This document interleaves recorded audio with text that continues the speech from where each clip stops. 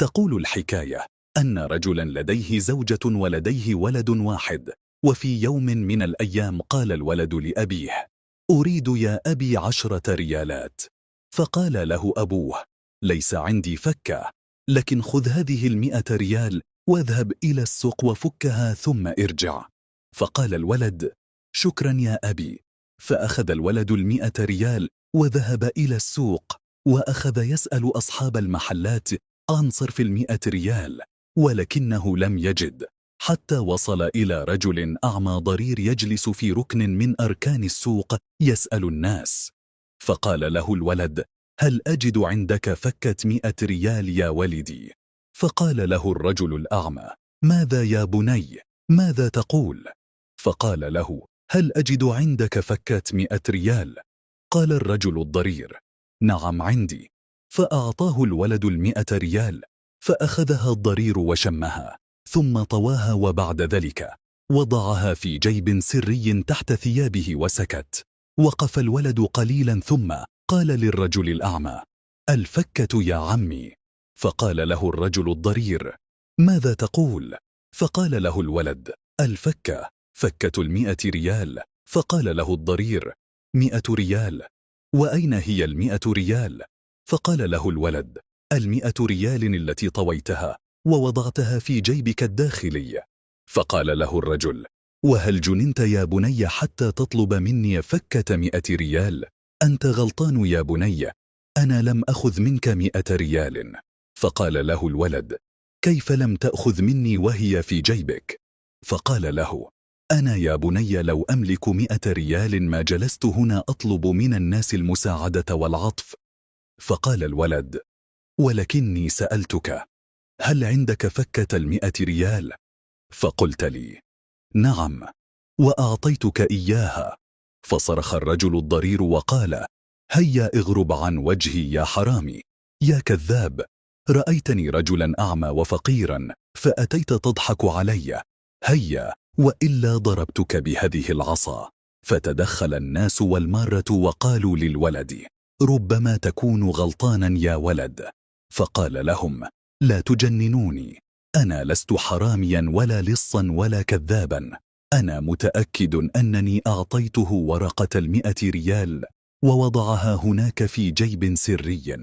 فقاموا بتفتيشه فلم يجدوا شيئا.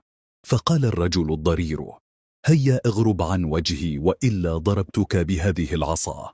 فقالوا له: اذهب يا ولد، عوضك الله إذا كنت صادقا وسامحك إذا كنت كاذبا. فذهب الولد وهو حزين، ودخل بيته وهو يبكي. فقال له أبوه: خيرا خيرا إن شاء الله يا ولدي، ماذا جرى وماذا حصل؟ فقال له: 100 ريال يا أبي. فقال الأب: فداك 100 ريال، هل ضاعت؟ فقال الولد: كلا يا أبي، 100 ريال لم تضع، ولكني سرقت. فقال الأب: فداك. فقال الولد: سرقت عيني عينك.